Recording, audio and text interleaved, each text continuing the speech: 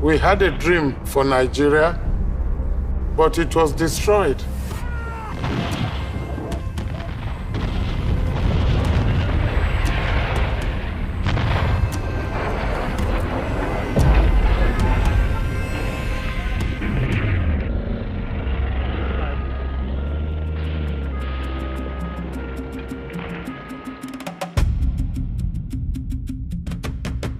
You know why Biafra is fighting? Biafra is fighting for survivors.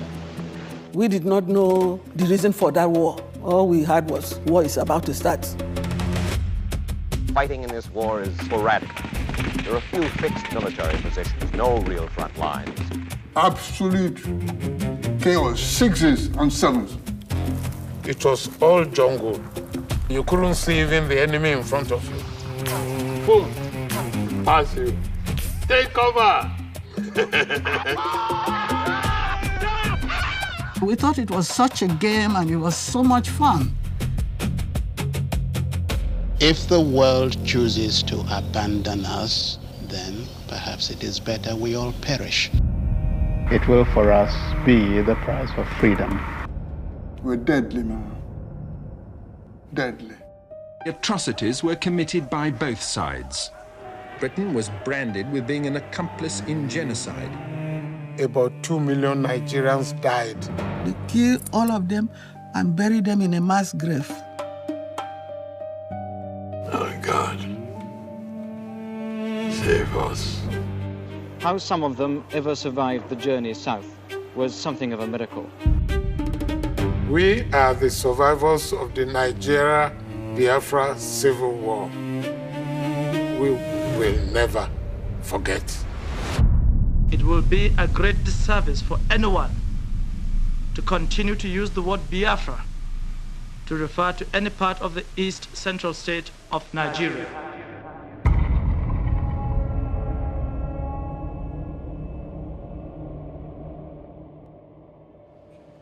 So, Grandpa, can you come from here, just walk past the camera, and then take your seat? Okay.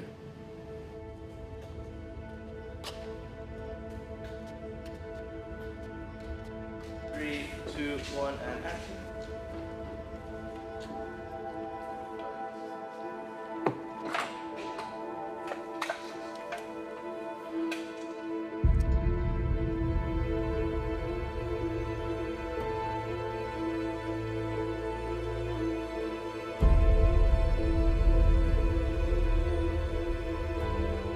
So you're going to introduce yourself, your age. I'm 85 years old. Only, I want to sound like 25. I almost said 25. Don't work anymore. I just wake up and go play golf.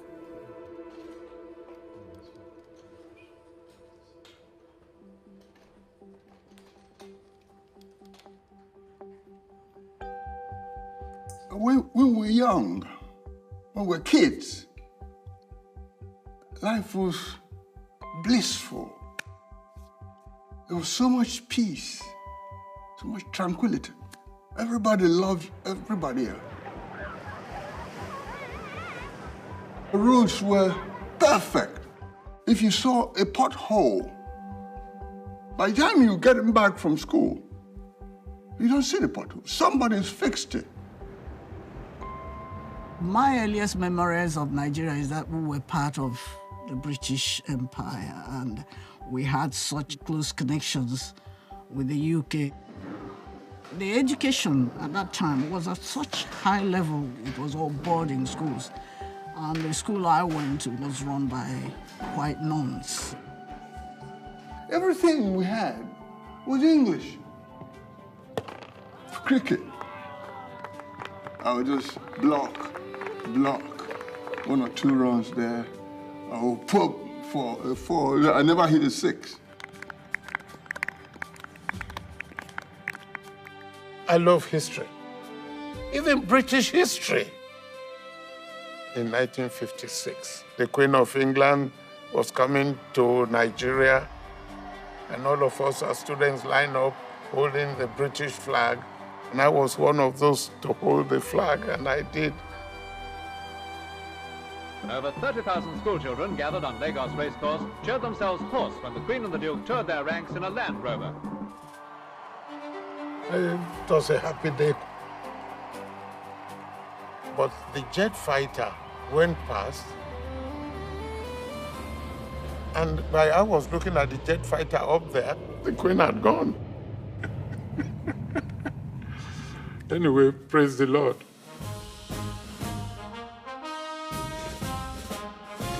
Soldiers were marching past with uniforms, and the music was good. I just loved the music. After seeing those men marching by, I decided that that was the type of job I like to do. So I ran out from home and joined the army in 1960. Then after the training, we were going to go to England. It was so cold. And Bangboye, one of my classmates, said, these British people must be very rich. They air condition the air. We learned to be military officers in England. And I was very proud of that. We learned to march, map reading, weapons training. They taught us the basic rudiments of how to win at war. If I was going to be like a British officer, I was ready. Lagos Racecourse is the scene, and it's the afternoon of Nigeria's great day, with thousands awaiting the climax and resolved to relish every minute leading up to it. Her Royal Highness handed over sovereignty to a new nation. The Nigerians themselves emphasize that all has been done in friendship, and that friendship will continue. Nigeria had the potential to be a very great country. This cacophony of music, everybody just spilled out into the street and started wriggling away. We should be employing the British, whereas before the British employed us.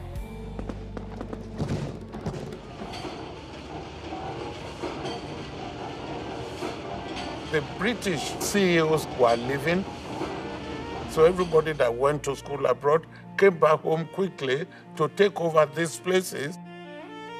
They had mineral resources, they were exporting. The factories were coming up in the West. The oil had just been discovered. Nigeria's economic potential was underlined only last month. On the south coast, they found mineral oil, the biggest strike south of the Sahara. The country made so much money, they didn't know what to do with it.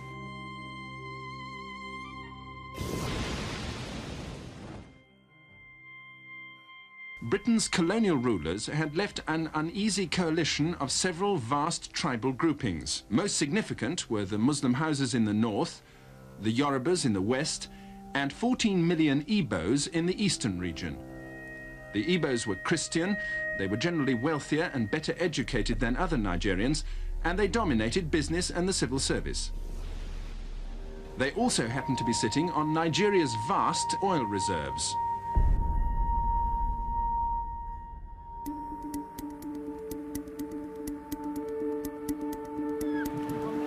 And wherever you went in Nigeria, there would be a country club, a white man's club. The bar was especially busy.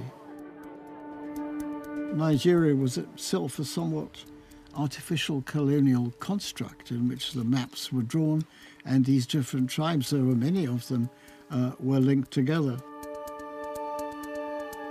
People from different tribes exist almost on top of each other. This is a potential tinderbox of tribal emotion, and the authorities have to watch it closely. The economy and the country itself, the future of all these is called in question now, because there's talk of secession, of one or more of the provinces hiving off to set up on its own. In 1966, January 15, There was a coup in Nigeria which messed up everything. The federal military government of Nigeria has taken over the administration of the country. The main parliament building is little used now in these days of military government. Only its crest bravely proclaims the old hope, unity and faith. How long have you lived in Lagos? 11 years. Why are you going now? I'm going because the situation here is dangerous. How I continue to stay here, I think I'll lose my life anyway.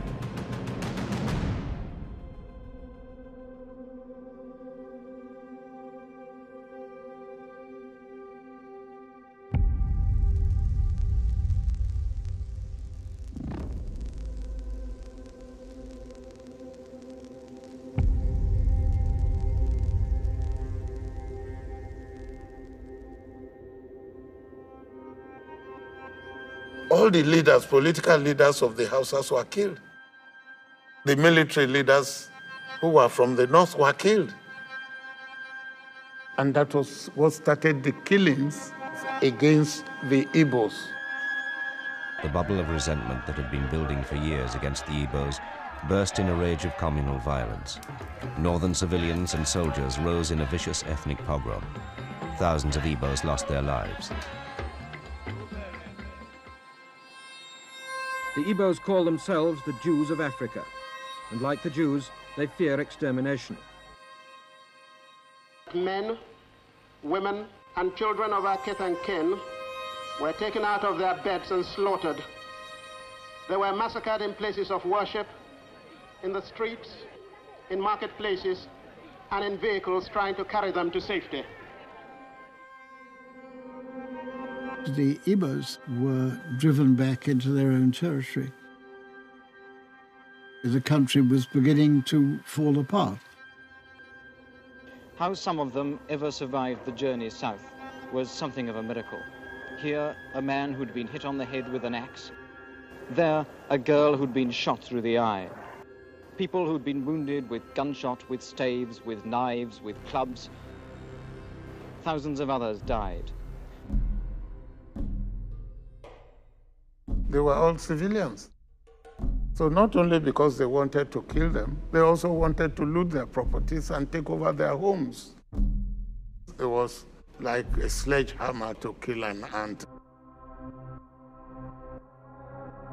My mother was from the north and a Muslim, so I could speak Hausa.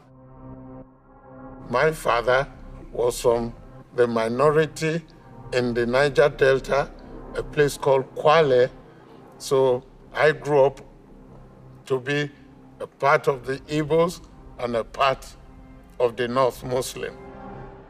So I was on both sides. My unit wanted me to eliminate the Igbos. I didn't want to do that. This particular day, I saw a train coming down. As the train stopped, you could hear the screeching of the brakes. And then everybody was crying, shrieking, wailing.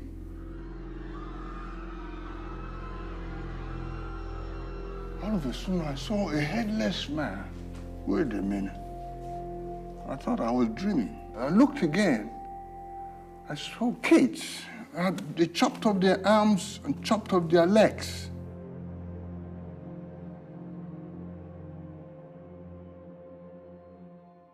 I didn't want to look again. I had had enough. It was like telling me, I've killed your father, killed your mother, killed your brother, sister, and there's nothing you can do.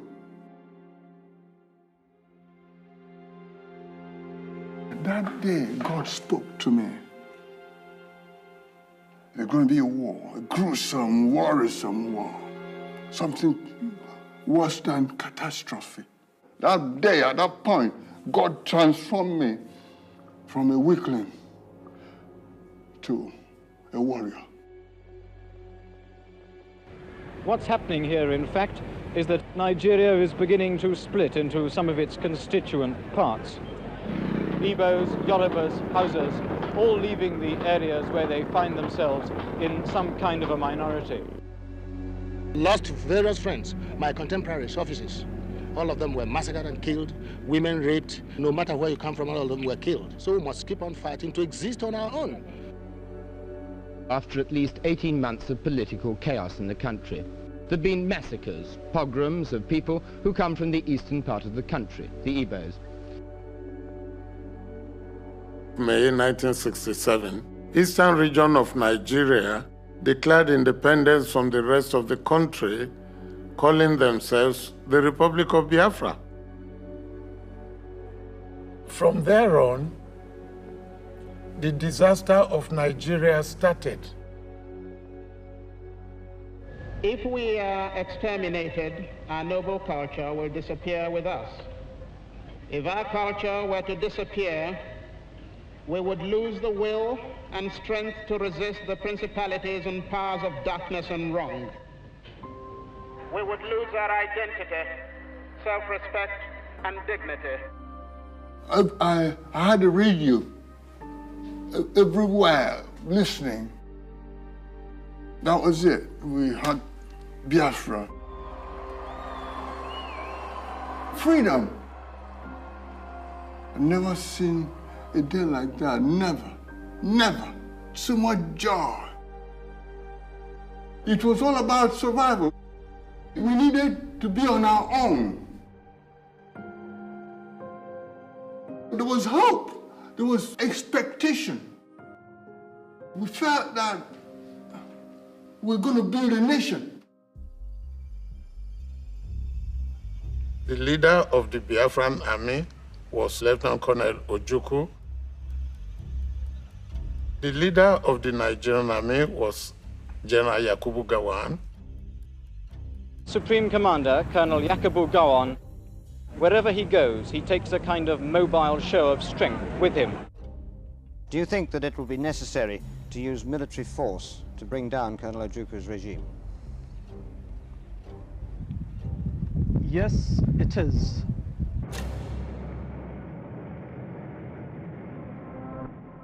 When the war started, I think the whole Nigerian army was less than 10,000. They recruited prisoners, they recruited area boys.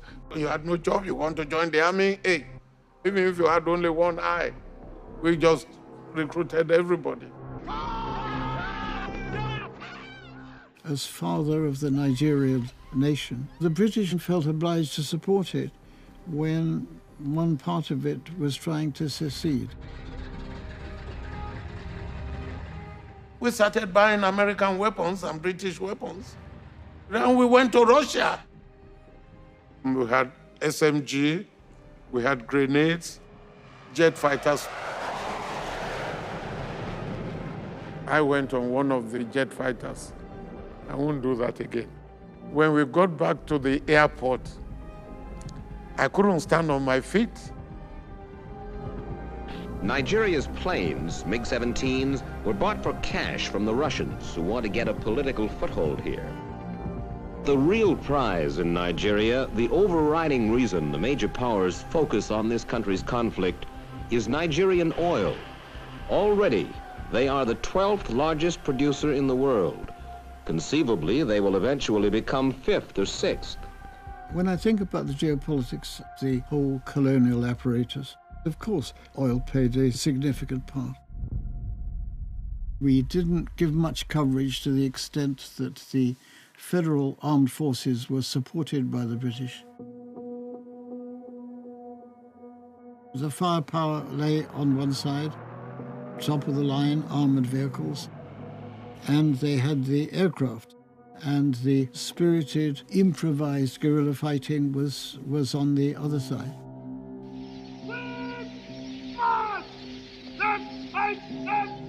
When I joined the Biafran army, called the Rebel Army, it was excitement in the air.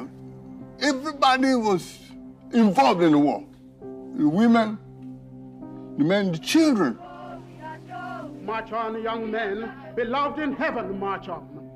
pursue the enemy, harass him, destroy the invader. We are no Yuku Brigade country forces. We fight for Biafra land. How old are you? I'm 10 years. 10 years old. Yes. Do you know why Biafra is fighting? The Biafra is fighting for survival.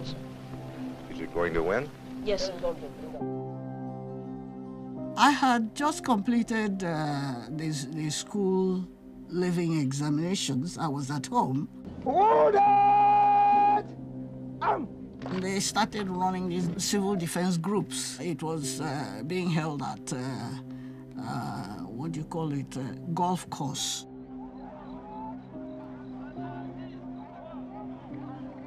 They gave us khaki trousers and shirts and Biafra and all, the rising sun and the first cap. And for guns, they give us these carved wooden toy guns, you know. Stand still. Bring your hand here, on this shoulder. You had to fight with whatever you had. Your hand, your head, your legs, anything you touched was a weapon. We didn't have much time. 2 weeks training. We are Biafra, fighting for Africa. We will joke on it, we shall conquer. We are Biafra.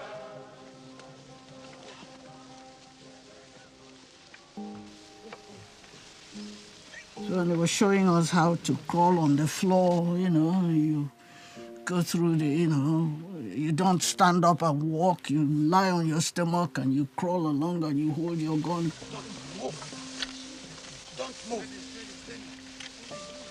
And they'll be showing all these things and we'll be giggling away. We thought it was such a game and it was so much fun.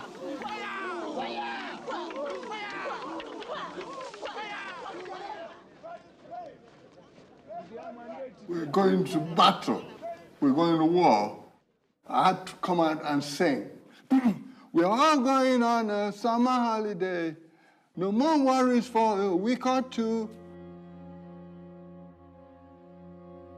For fun and laughter through a summer holiday to make our dreams come true for a week or two. Biafra was a place where we made fun of everything. We made fun of death. We ridiculed death. Death meant nothing to us. Biafra was on the eastern side of River Niger, and Nigeria was on the western side of the River Niger. So I volunteered to go and guard the bridge and became the commander of the garrison at Asaba. On the 8th of August, 1967, I got information that Biafra was going to cross. I was in my bedroom at Asaba. Exactly 10 o'clock, as my informant told me, they knocked at my door. I was already expecting them. I had my grenades and I had my submachine gun. And then when they said they're looking for commander, I said, Commander, no day. That means I wasn't home. Then somebody said, ah, that's his voice. They opened fire. It was a glass door, and they shattered the glass. And I opened my grenade. I lobbed my grenade through the shattered glass. And one of them said, Chineke. Chineke means, oh God. When an Igbo man says Chineke, he must have had it. Luckily, because they bunched together, it killed them. The Biafran troops took the Nigerian army by surprise. Within 24 hours, they had captured over 100 miles. They had the River Niger. They had the Atlantic Ocean. they had escalated the war. Nigerian army suddenly woke up to say, well, look, these people will get to Lagos in another week. They started blowing the bridges.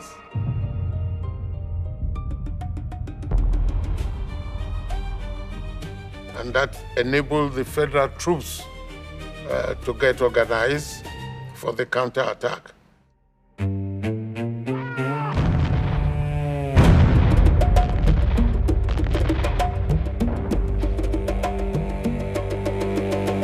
Looking back on it, I think it was a fairly frightening experience. This is the federal counterattack. The Biafrans have been spotted at a location about 6 miles away from here. They're thought to be coming in. The federal forces are replying now with howitzers. This was, in a sense, old-fashioned warfare. Battles are fought on the roads. So you just go on down. Obviously, you put an armoured car in front, and you go in front, you go on down until you're ambushed.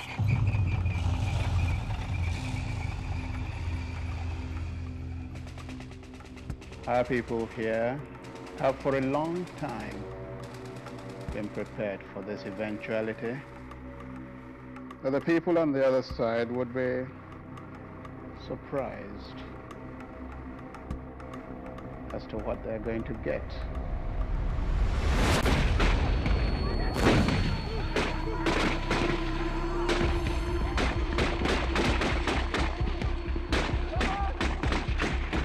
It was suicide.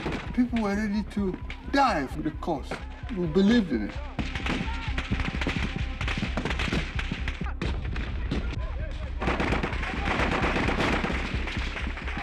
And I don't want to die with fear. I want to die with a smile. So fear, I kill fear.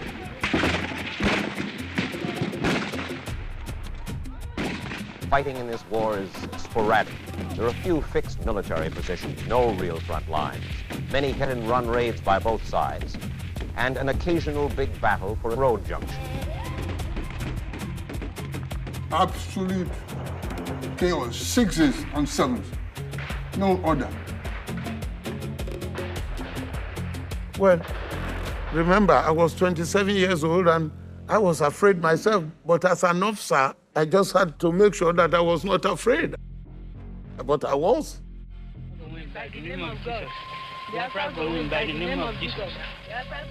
I saw our officer shoot a defenseless prisoner of war.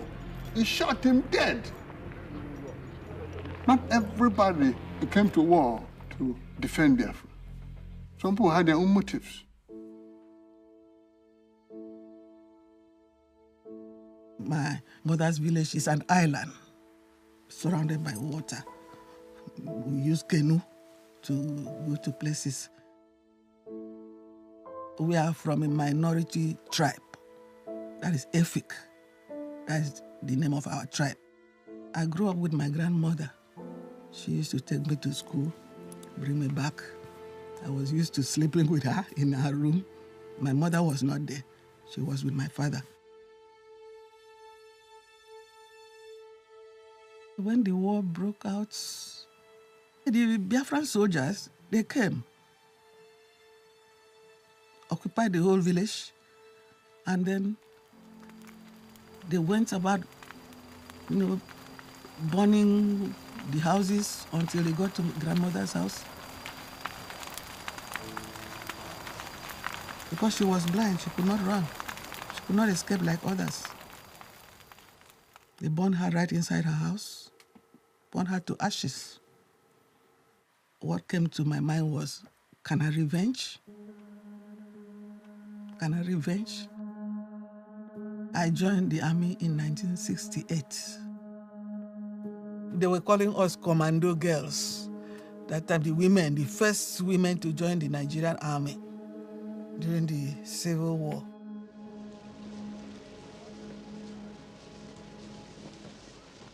Today I stand before you to proclaim that our heroic youth in the various fronts have turned the tide of this war Our gallant boys are men tempered of steel. They have wrested the initiative from the Gawan enemy, and the Nigerian hordes are in trepidation and on the point of rout.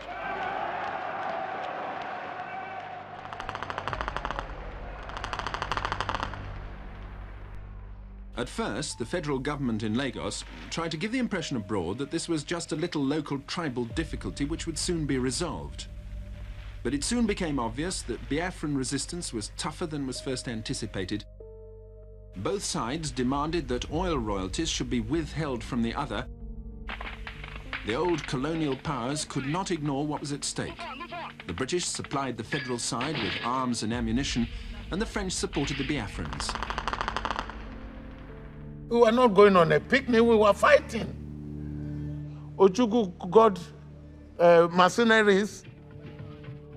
That meant we went to war believing that they were better, and they were better. This group was the most notorious of the mercenaries on the Biafran side. They included Armand Anarelli, a Frenchman who'd fought against his country in Algeria, Mark Goossens, a beer-drinking Belgian who could speak 3 languages, and Major Williams, the oldest white mercenary in the war, a South African, and a man many believed was mad. Ojukwu said there is no power in Black Africa that could defeat them. That made us to panic. Soldiers were dying. The Biafrans knew our tactics. They knew where we were going to go. And after 6 months, we realized we had to change the plan. General Gowon, do you think this war can go on indefinitely? Well, first of all, I would like to say this, that no war ever goes on indefinitely. Sooner or later, it must come to an end. Biafrans admit it is an oil war, at least in part. They know their country sits above what may be the richest oil reservoir in the world. And it is the oil, plus the ingenuity of the Igbo, that has kept Biafra running. In refineries, backyard stills like this, small, crude, hidden away in the bush, Biafra produces enough fuel to keep the army and the civilian population on necessary wheels.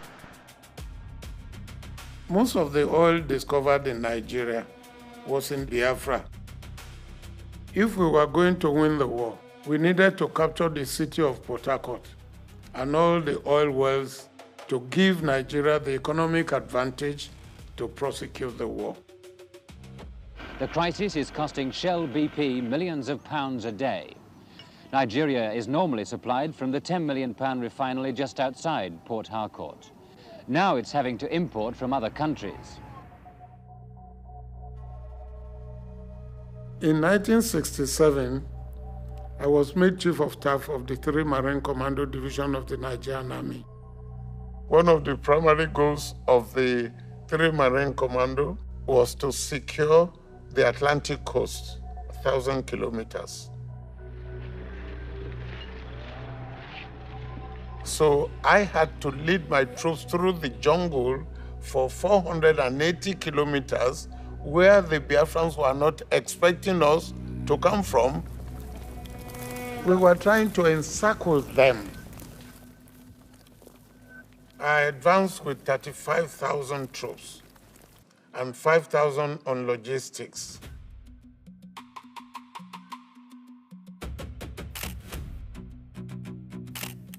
My job in the army is to take the pictures, to keep the record of what I saw. Photography is the best method to preserve a permanent record. I will process the film, develop it the same day. At that point in time, no family. My soldiers working with me are my family.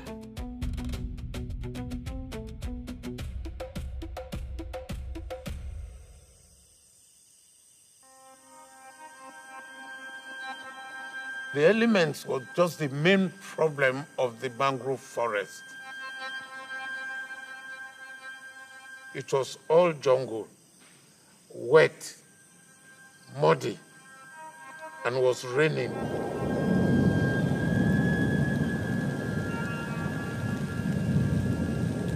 You could not see more than 10 meters right in front of you.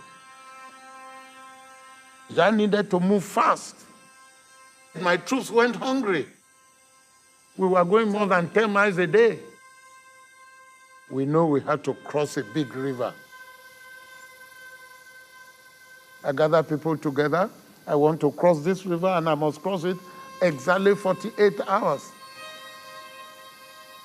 We started looking for drums, started looking for planks and all that, and rope and nail. And we did. We built the pontoon and we crossed the river. Many of the areas are swampy.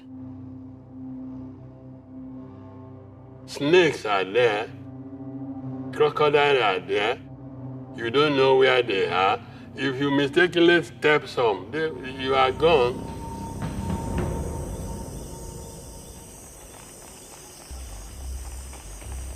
My soldiers were traveling light, only your ammunition and your weapon. We hadn't eaten meat for about a year. My soldiers killed an elephant. The natives did not know that there were elephants behind their yard. We caught the elephant. I ate part of it. Very sweet. That is the first and the last time I ate elephant meat. I have not even seen an elephant again till today.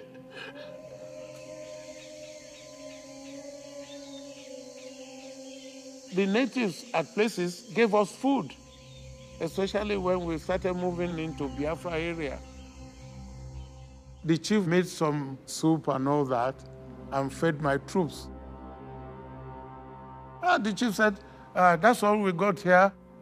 I'm sorry that we didn't have too much of anything to give you. And I said, but I had eaten some meat. How did you do that? Or you have a cattle ranch? He said, cattle ranch. It's a Biafran that were killed in this area. Is that what I ate? He said, yes. And all the soldiers looked at me. It was a human flesh, but I had finished eating, so I refused to vomit. My Jews, he asked me, I had you ate human flesh. I said, yeah, but it was by mistake. How was it? I said, it was tender. They gave me the rump. Then when he started talking, he said, is that all? I said, hey, Ogami, they gave me gizzard. He said, Biafra got gizzard? And all of us laughed.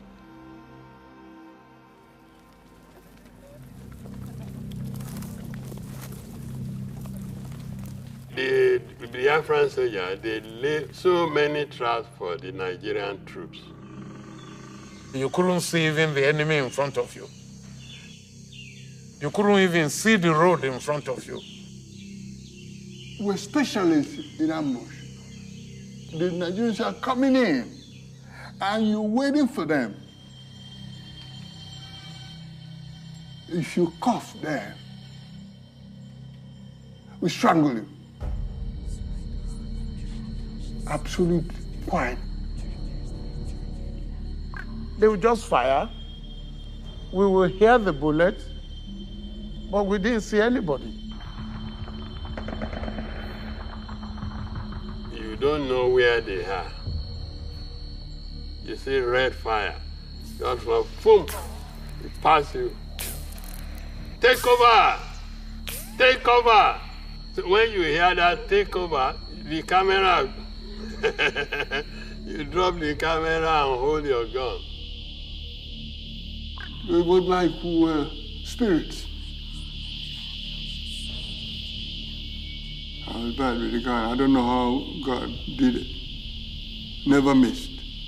Never missed.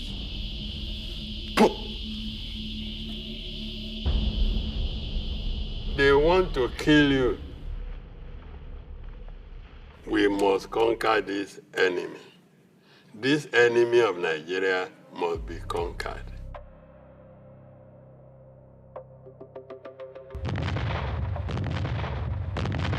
The bombardment of Port Harcourt took a week. We infiltrated at night. And by morning, they just found that we had captured 13 million tanks of oil. Marine Commando captured all the oil blocks of this country. By the time they sent a counterattack, we were already established. They suddenly realized that Nigerian troops had arrived.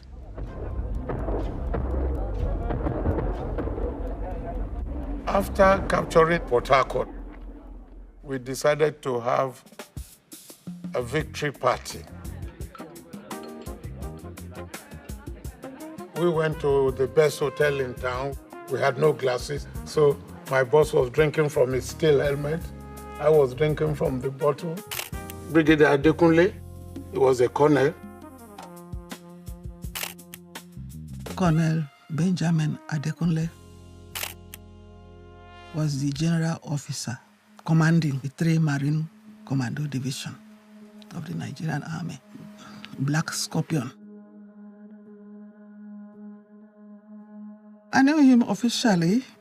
I used to do night duty in his house. That man hardly sleep. Midnight, you see him, he looks like a scorpion. His ears, his eyes.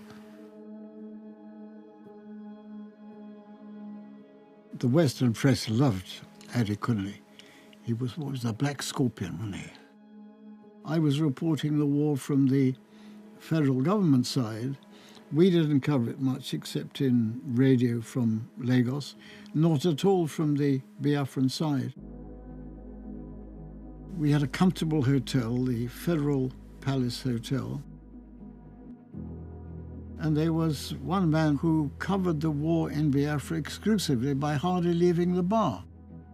We were under the influence of the British government in our coverage of the whole secession issue.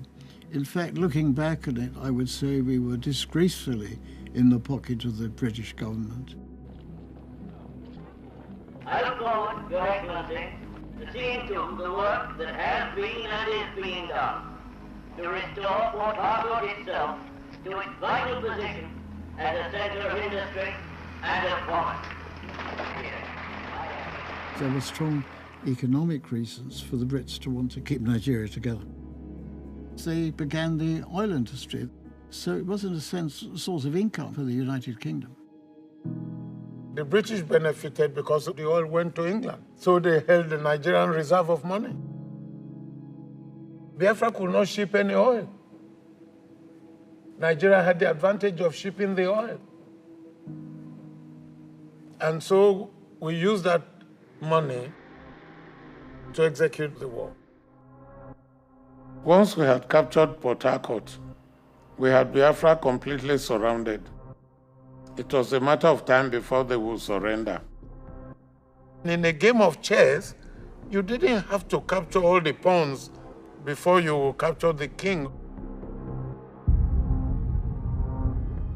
The blockade of the Atlantic Ocean, the blockade of the airports,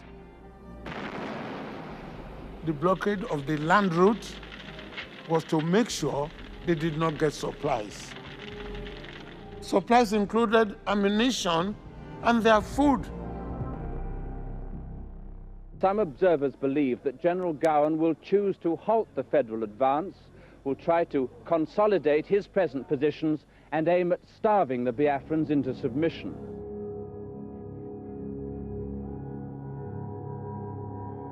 Biafra was heavily blockaded, so we didn't get supplies. Nothing came through. No food, no guns. They used the Navy. They had everything to blockade us. We believed we were facing extermination.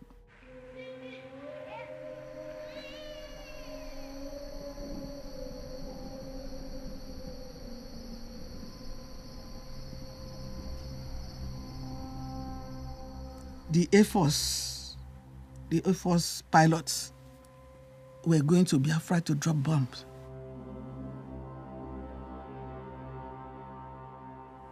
drop bombs everywhere.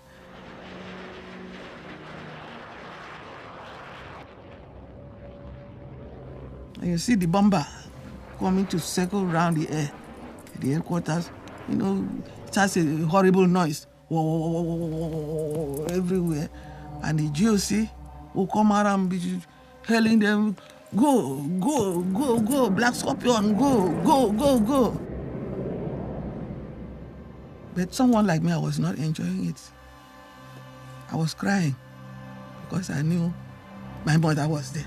These people, they are going to drop bombs there, and our people are there. This giant metal bird came flying, getting low, and we all stood there watching. What the hell is that?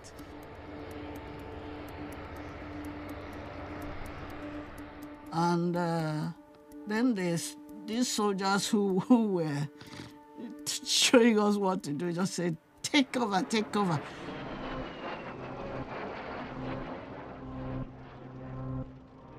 I was 7 years old, and I was in primary 2.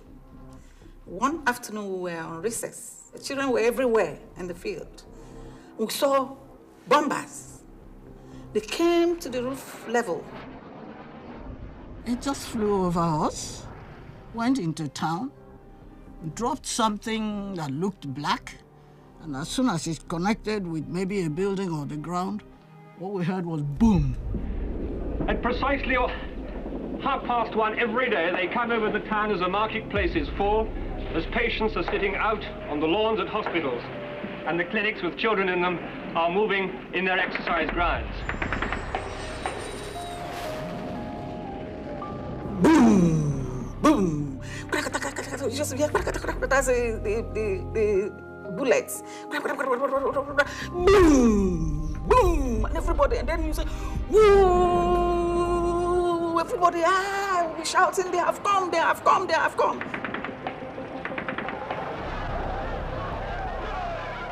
And everybody will run. Here comes the next one. He's flying the other side of the mission church. There's another one at 400 feet, banking low over the town, firing it straight at the Delta. We are in a particularly vulnerable spot here. There we go. Thanking to the left. Thanking to the left. Rising up high over above here. He's dropping incendiaries. People in the bush. Listen, here comes another one. A little bit.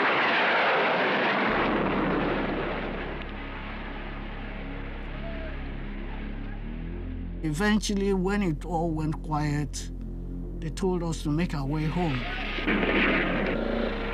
The whole town seemed to be up in smoke. And I kept on running. I got home. There was nobody at home. I started looking around because I had 2 little sisters. One was 3 and the other one was 6. So I started running. We had a nanny that looked after them. So she had one of them on her back and she was dragging the other one by hand, and they were all shaking like that. People were looking up, and I looked up and I saw a leg, like a leg cut off from here, suspended on the electric wire, it was just hanging from there. And it's then that I went into shock. People literally blown to bits. There was no anti-aircraft gun, so they were just taking the piss. They looked down and pressed the button, and the bomb was dropping on children, on the hospital, on the market. Well, the planes came over. They were so low you could see the pilots in them, and one of them dropped 2 bombs. They swept right over the hospital, and then swung round and came in from 3 or 4 different directions for several minutes, staffing the hospital. There was no doubt about it that the hospital was very easily identified and that they had identified it.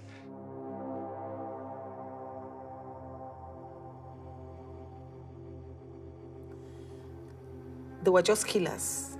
They were out to kill all of us. It is the children, the people that are downtrodden here in the country, they'll be killed. War affects the innocent more than the people that organized it. The federal military government is giving definite instructions to the pilots of the Nigerian Air Force to bomb only military targets. But where military targets are placed in such proximity to a civilian population, well, these sort of things are bound to occur. Could I put this to you? There seem to have been an awful lot of civilian casualties caused in Biafra. Most of the bodies you saw in that photograph, you can't tell whether they are civilians or soldiers. They are not dressed. It's difficult. It's easy for anyone who wants to carry out a propaganda to say these are civilians. You can't prove that they're civilians.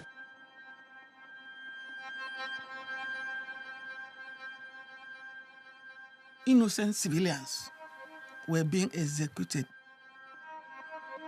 They went and picked them up and brought them to the headquarters. And they came in tattered, short knicker, no shoes, no shirts. They just lined them up there.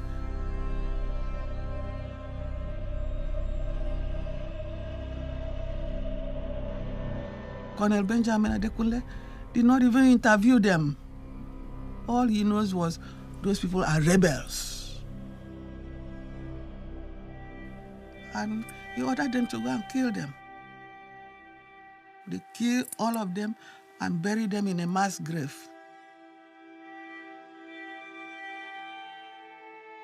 And those people happened to be from Abak, the city where they recruited me. And I knew them. I knew those men. And Benjamin Adekunle just gave instruction, go and kill them. They are rebels. Whereas they were not. They were not. It's a war crime. That is a war crime. Very serious one. These are officers invited by Nigeria to see the conduct of the war. How do you find prisoners are treated by the federal side when they take them? From what we've seen again, we find that the prisoners taken by the federal troops are well treated.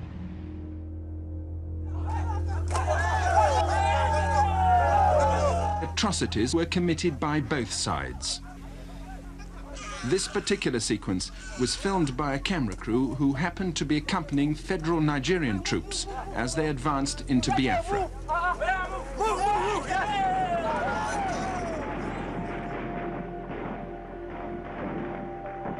I figured we were losing the war, but I didn't want to admit it. I kept believing that the God I believed in was going to rescue us somehow, someday, miraculously.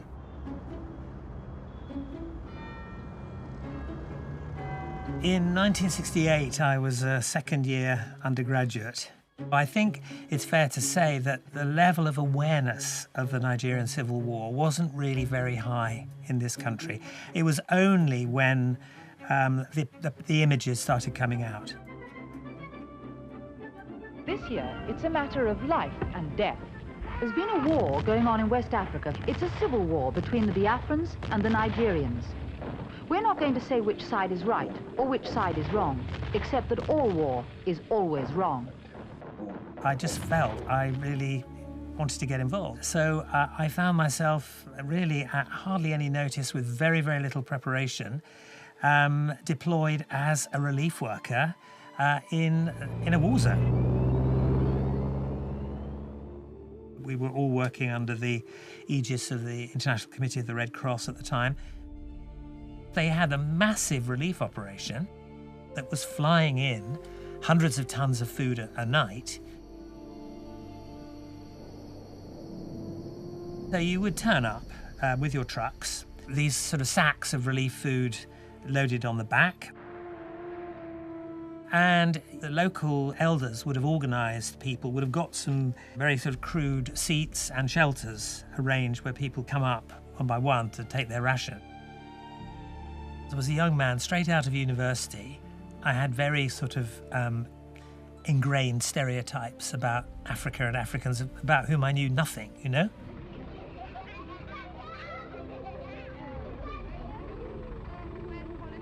But like any relief worker in any situation, you do the best you can. What had you done before you came? I was in the colonial service. And you were out of a job before this effort was available? Yes.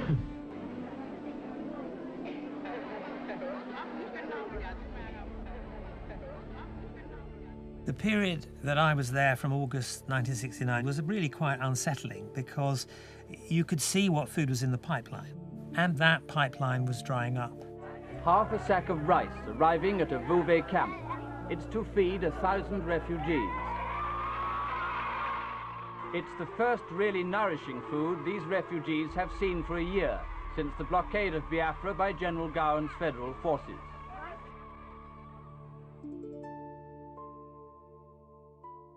People were migrating from the Port Harcourt area, drifting down towards the central Igbo areas. Everybody was bunching together. Biafra started with this area. Then, bit by bit, the Federal Army has fought its way into the lands claimed by Ojukwu, capturing most of the cities. It's difficult to calculate what the area held is, but it might be the size of a large British county. For the majority of people, they had nothing except what they salvaged and put in a huge basket they were carrying on their heads with the little children tied in their backs. Now they're going through territory that was strange to them. I have no idea which direction to go. We're just going to any direction.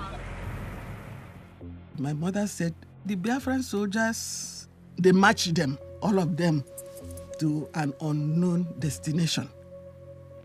Some of them who were elderly could not make it. They slumped down by the roadside and they abandoned them there. The civil administration had broken down, and, I mean, corruption was at horrendous levels. We were in the areas that the Nigerian army had control over. And so it's important to build good relationships with them. I mean, the only way you could build these relationships was basically to go to the mess, sit down in the mess, drink a bottle of Star beer, and probably have another bottle of Star beer. When the Red Cross came, they had a party. When they were going, they had a party. International observers arrived, had a party for them. I look forward to every party. There was one occasion when the Nigerian army commandeered a couple of our Save the Children trucks. They commandeered them to move furniture, actually, for personal possessions of troops that were being redeployed from one location to another.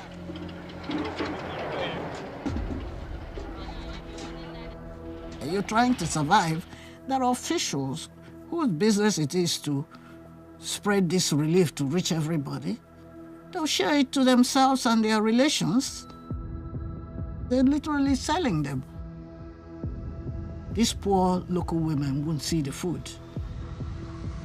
The children won't see the food.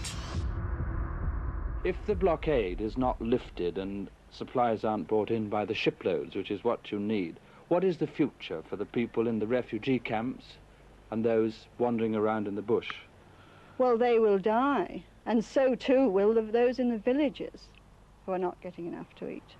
And these hundreds and thousands are going to die. Hundreds of thousands of people were on the move. As the enclave had shrunk, we were sort of a sticking plaster. We were trying to keep people alive, but meanwhile, the underlying political causes of the conflict remained unaddressed.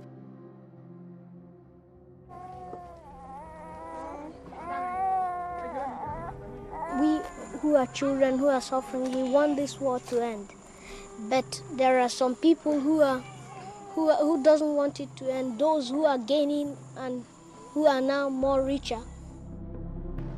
I think gradually, as the full extent of the horror unfolded, I think it did become more of a political hot potato for the Wilson government. the British government's policy of continuing to supply arms to the Nigerian federal government was attacked in demonstrations in Britain and abroad. In London, Biafran supporters clashed with the police in Trafalgar Square and Whitehall. Britain was branded with being an accomplice in genocide. Later in Bonn, Mr. Wilson, on an official visit, was mobbed by protesting students. There was no food, so we started scavenging the bushes. We, the children, were eating rats, were eating crickets, were eating maggots, were eating all manner of things. In adults, we can tolerate being without food for quite a long period of time. We can starve slowly. But children is different, and particularly where children are deprived of protein.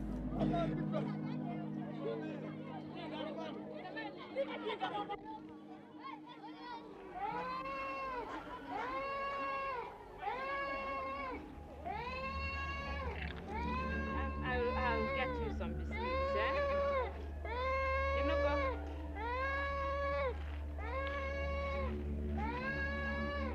Oh dear, oh it's dreadful. I'm going with Ali biscuits. I'll get it for you. Don't cry anymore. In the army, they knew people were starving. They knew quite all right. My own people were refugees there.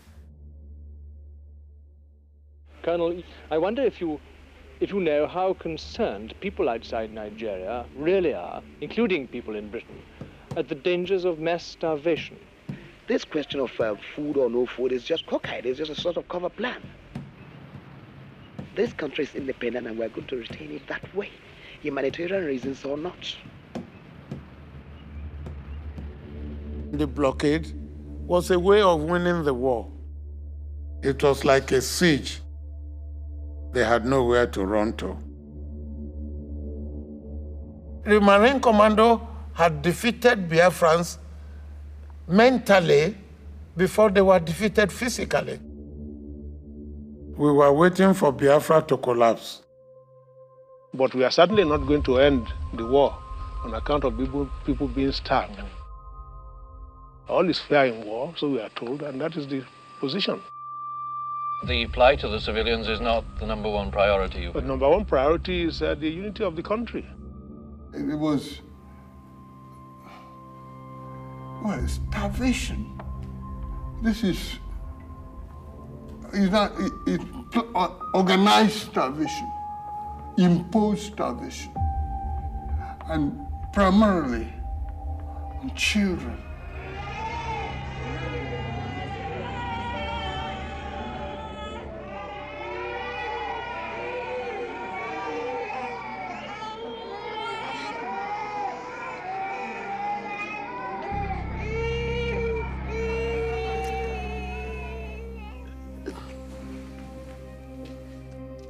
I saw this myself. A woman who had not eaten for days.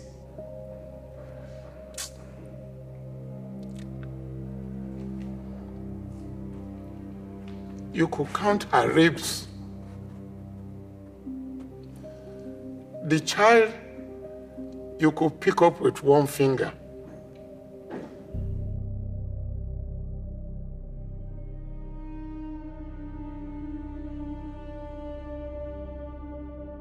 The mother,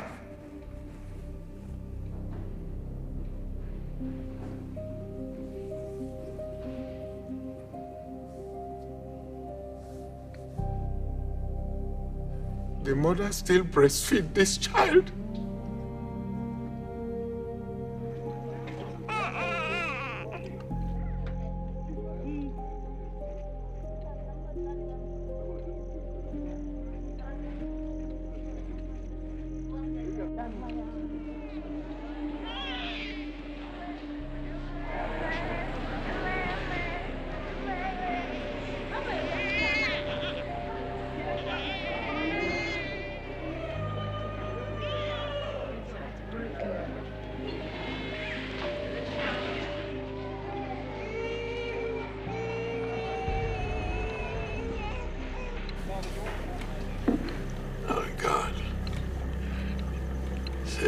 us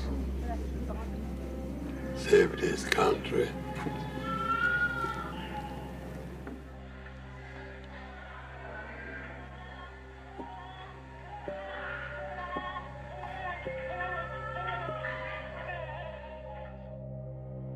Kids, innocent children,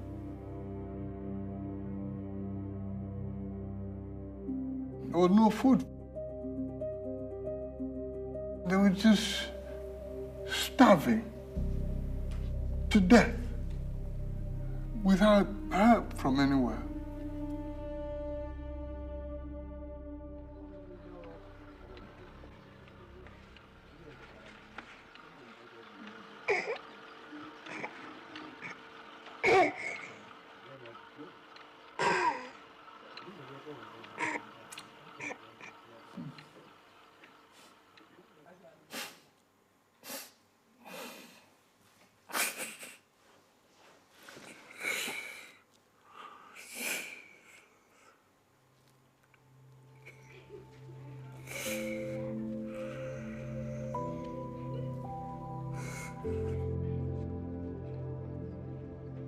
It was a bit like a nasty dream, you know, too vivid to be forgotten.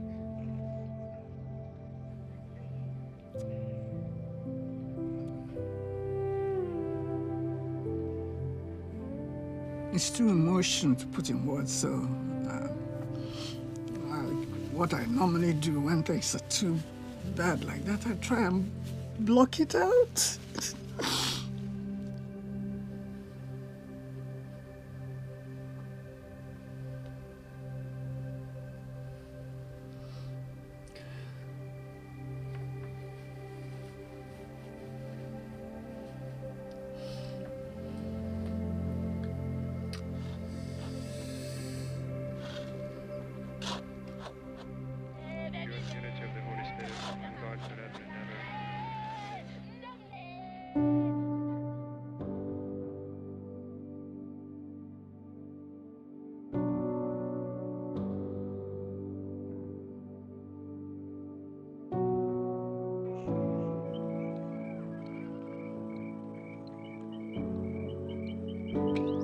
When the war ended and I saw human beings like this, children like this, it was a disaster. We forgot the people that were suffering.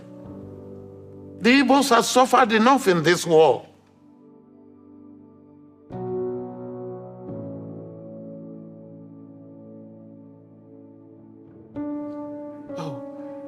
I'm talking to you about a disaster that I saw with my own eyes. Children crying, children without their parents.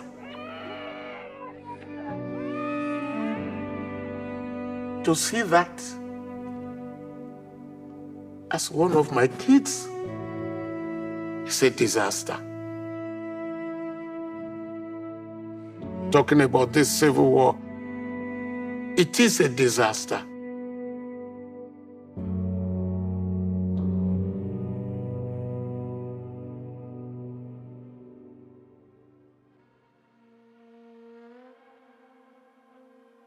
My dear compatriots, we have arrived at one of the greatest moments of the history of our nation. A great moment of victory for national unity and reconciliation. We have arrived at the end of a tragic and painful conflict.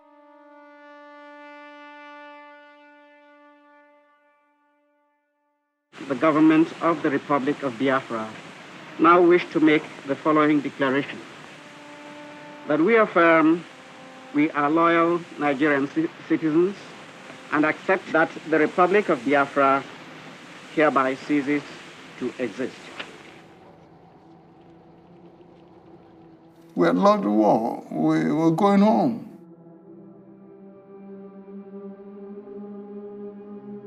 I had to remove my military uniform no shoes, barefoot, and started trekking home.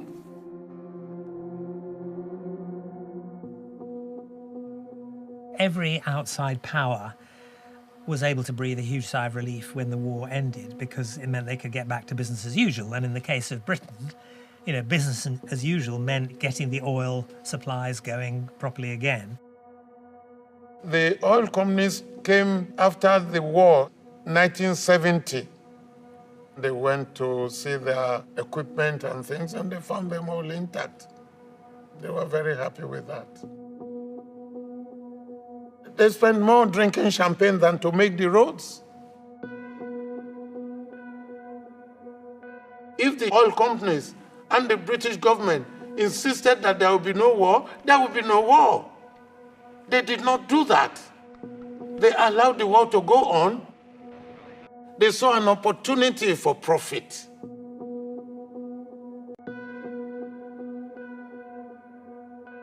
At the time of Nigeria's independence from Great Britain 9 years ago, oil profits netted about $7 million annually to the federal government. This year, in spite of the war, the Nigerian government will collect almost $300 million in revenue.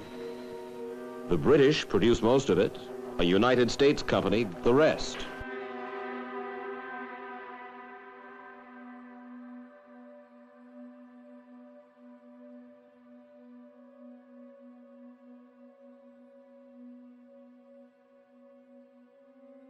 We fought unnecessary war.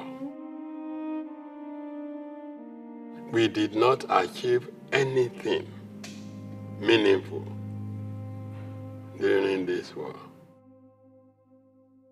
We've lost innocent souls.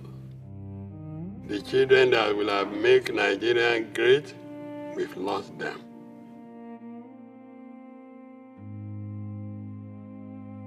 The pain I had from the war, I don't see it as personal. It is something that happened to a lot of people together. I wasn't singled out. Victory is usually celebrated.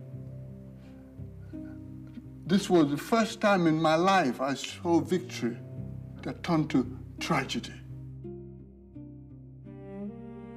We are all Nigerians. I prefer peace to victory or any conflict. We have fought the war. We gained nothing out of it. Those who benefited did not even step out of their house.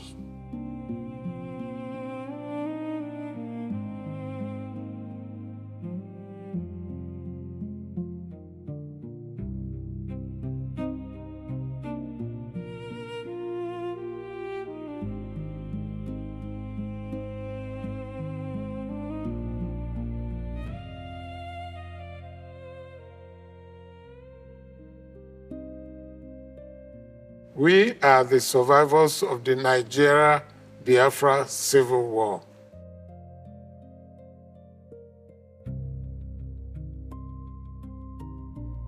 Every week, every month, many are passing on, but we will never forget.